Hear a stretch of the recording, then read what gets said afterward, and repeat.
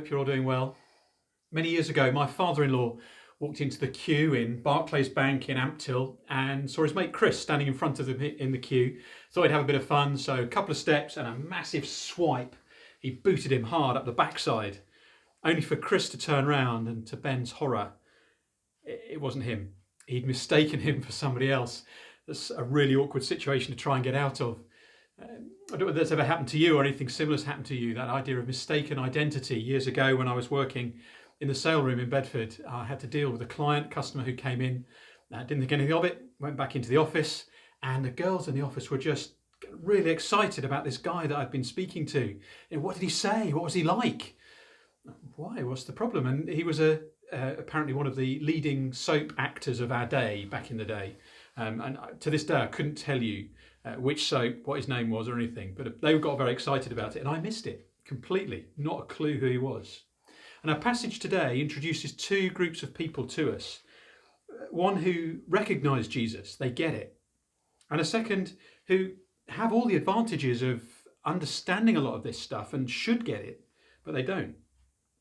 Up until this point in chapter 2, in this account, we've seen Jesus come and announce the arrival of a new kingdom. It's come near, he says, and we're to repent and believe the good news. And then we've seen him do stuff that kind of authenticates that kingdom. He started to heal the sick, cast out demons, and he's called people to follow him. 4 ordinary working guys, fishermen, were called to leave their nets and follow Jesus. But all the time, Jesus has been reiterating that his message is this: he's come to preach, he's come to teach. That's the whole reason for him coming. He's become very popular, his fame has gone viral. But as it's done that, it's caused division between these two groups, those who recognise him and this second group who don't, or perhaps won't. And I want to draw your attention really to 3 things from the passage that we had read earlier. And the first of them is this, that we don't want to miss who this doctor has come for. Many of you work for companies who will have mission statements published on websites and in publicity, that sort of thing. And some of them are very grandiose and very verbose and just seem to bear no resemblance to what actually goes on the ground. Others are perhaps more meaningful. See if you can recognise any of these companies. One says their mission is to organise the world's information and to make it universally accessible and useful. That's, of course, Google. What about this one? Our vision is to create a better everyday life for the many people. And that's the furniture supplier, IKEA. Our vision is to embrace the human spirit and let it fly. That's a third company, and I don't know how well they're doing that at the moment. It's Virgin Atlantic. Or maybe, as one of my friends pointed out to me this week, that during coronavirus, your ambitions are a little more modest. They were told in some staff communication just this week to at least try and make it look as if you know what you're doing. Well, at the heart of our passage in verse 17 is Jesus' purpose statement, a mission statement, why he's come. He says this: it's not the healthy who need a doctor, but those who are ill. I've not come to call the righteous, but sinners. And these two opposing groups listening to Jesus map onto those two kind of groups within his purpose statement, the healthy and the ill, the righteous and the sinners. You've got the Pharisees, the religious leaders, the church leaders, the theologians, the bishops of their day on the one hand, and then these tax collectors and sinners, the social outcasts, the lowest of the low on the other. And it's a surprising reversal as to who maps where in this story. See, Jesus has caused quite a stir again, hasn't he? He's out beside the lake, a large crowd has come to him and he's teaching them. And as he walks along in Capernaum by the side of the Sea of Galilee, he sees this man, Levi, the son of Alphaeus, sitting at his tax collector's booth, and the simple request says, come and follow me. And let me tell you a little bit about Levi. He's not just what we would think of as a tax collector. It's more than just working for HM Revenue and Customs. To say that he was unpopular with his neighbours would be a bit of an understatement. I mean, I don't mind paying tax, really, if I know that it's going to serve people and help us get better when we're sick, or protect us, or to help us, enable us to drive from A to B on half-decent roads. Now, this guy would have used his position to become seriously wealthy at the expense of his neighbours, feathering his own nest. and impoverishing those around him in the process. And this increasingly popular man, Jesus, sees this incredibly unpopular man, Levi, and after years of Levi being told where to go by his compatriots, this man Jesus says, come and follow me. It has such an impact on this man that he has to celebrate. He calls a party, he calls his colleagues, those around him, and wants to introduce them to Jesus. And Jesus comes to the party as well, and that incenses the religious leaders, the Pharisees, the teachers of the law, who are incensed and say, why? Why is he doing that? It's the first of two really important questions in our passage. Why does he eat with them? What is he doing with that lot? These Pharisees often get a bad press, don't they? They were attempting to obey all that God had commanded. They were trying to remain pure and holy. They were trying to maintain religious standards set down in the Old Testament for them. Don't you have some sympathy with them? Aren't they trying to do the right thing? Maybe that describes you as you listen in this morning, trying to do the right thing, trying to live a good life. Well, they were trying to do the right thing to earn God's favour. They were proud of their achievements. And they see that as enough to earn a place in God's kingdom. As long as they keep ticking off the to-do list, they'll be okay. And Jesus says, no, that's not why I've come. You've missed the point completely. I've not come for righteous people who don't realise that they're in trouble. I've come to mix with sinners. Is it permissible to eat with those outcast, the lowest of the low? It's more than permissible, says Jesus. That's the whole purpose for which I've come, to welcome people like that. They have a problem. They know they've got a problem. They have a problem greater than the deepest disease, the most difficult disease to cure, and I have a cure for it. That's why I've come, Jesus says. So don't miss who he's come for, but secondly, don't miss what this doctor has come to do. Many of you will live lives on call. You'll know what it is to live your life on call, whether that's in the workplace or even in the home. In the workplace, again, going back a number of years, I used to be a key holder for the premises where I worked. And no matter what time of the night, whether it was the middle of winter and freezing cold, if the alarm company phoned, I knew there was trouble. And I had to go and meet the police and check the building. And it was no good just thinking, oh, I won't go tonight and pull the duvet over. I had to go. You're not in control of your life at that time. Many of you know what that's like at the moment, as we try to navigate lockdown with our young families, perhaps. And you've got them there 24/7 and you're trying to teach them and do the maths lesson with them, and you're trying to feed them, and you're trying to get them outside to have some time out in the garden or whatever it might be. You're not in control. Levi goes from being at the beck and call of, well, more than just being at the beck and call of the Roman occupiers, from being at the beck and call of his own bank balance. He goes to being subject to this call of Jesus in his life in a moment. Have you ever decided to leave a job? Have you ever moved on from one job to the next? It can often be very difficult to do, can't it?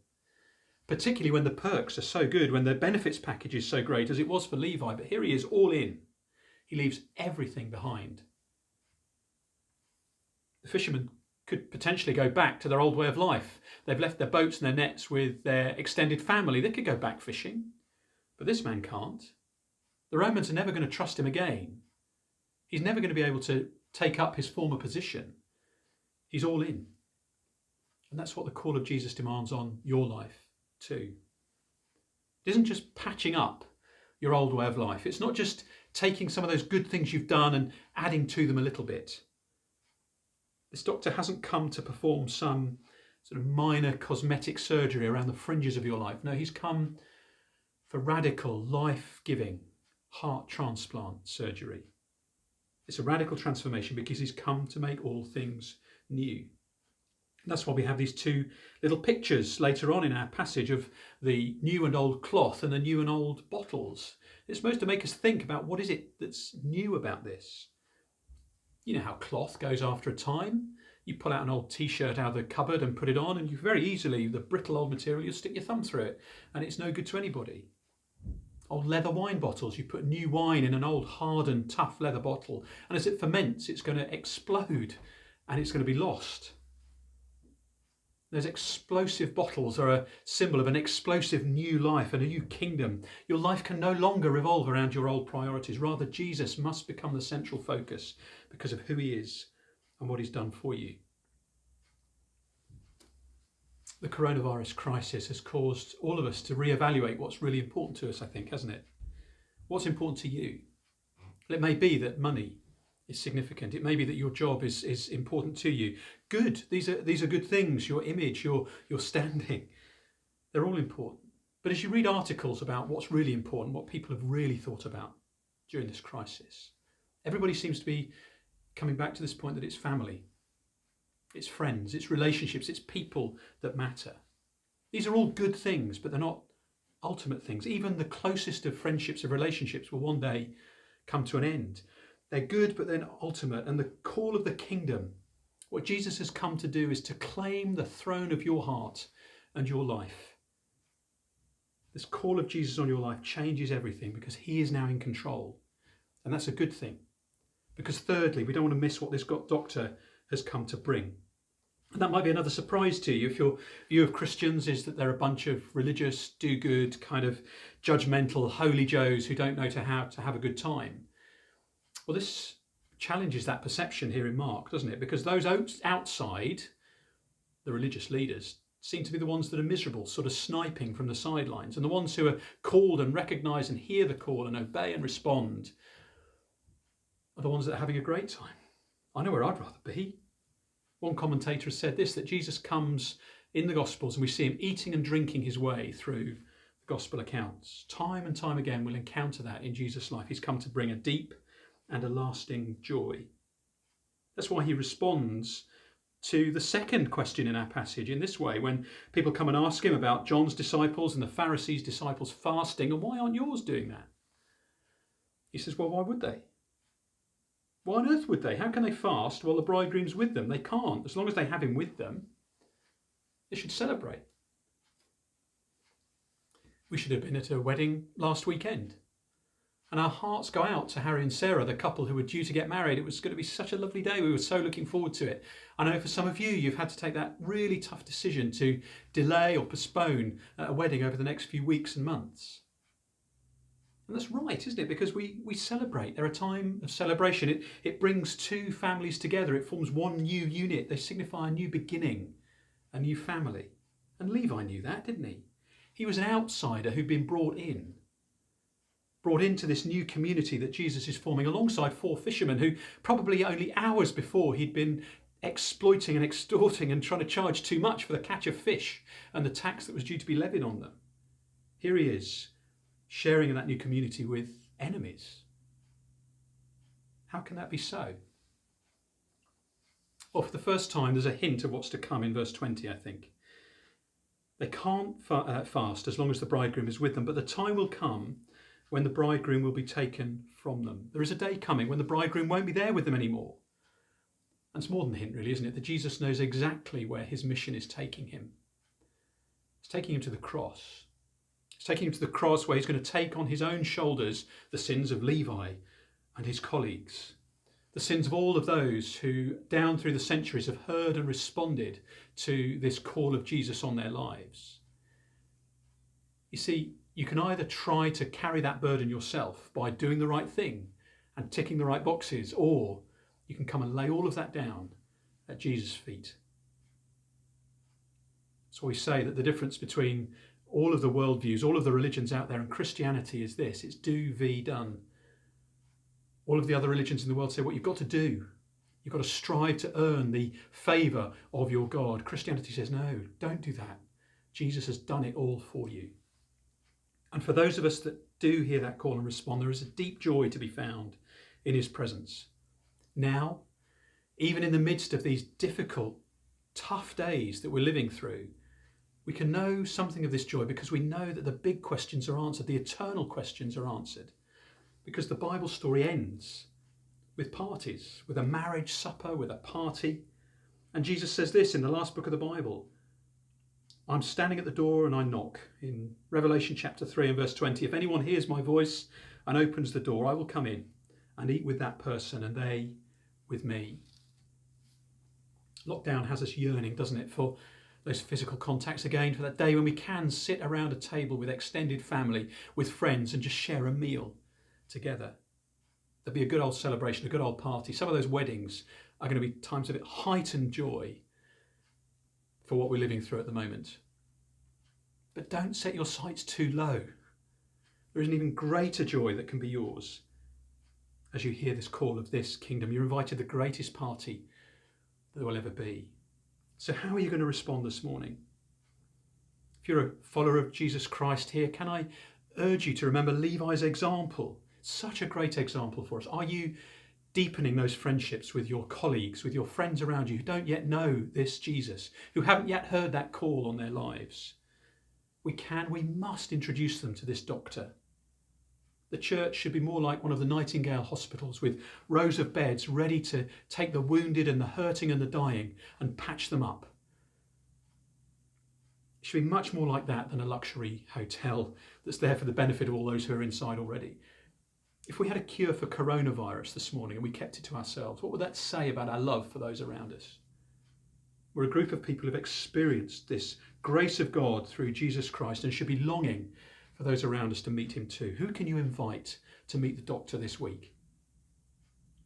And maybe you're thinking this stuff through for yourself. Maybe this is the first time you've heard some of this stuff over recent weeks as you've been engaging with churches and the Christian message. Don't miss who this doctor has come for, what he's come to do, what he's come to bring, and ask yourself, what kind of patient are you going to be? The NHS are worried, aren't they, at the moment, that there are significant numbers of serious illnesses going undiagnosed because people won't go to the doctor. Cancer and similar diseases not being assessed and not being treated. Well, don't let the most serious problem in your life go untreated, because this doctor has come not to call the righteous but sinners. He's come for those who are ill and who begin to realise that. That's the call of Jesus. I've not come to call the righteous but sinners. How will you act on that call today? We're going to have the opportunity in just a moment or two to take bread and wine. Martin's going to lead us back through that time. As we take bread and wine, it just marks what Jesus has done for us to bring us in from the outside into his family. And as we do that, to help us prepare, we're going to sing of those truths that bind us together, even though we're apart, as a church family this morning, as we sing This I Believe.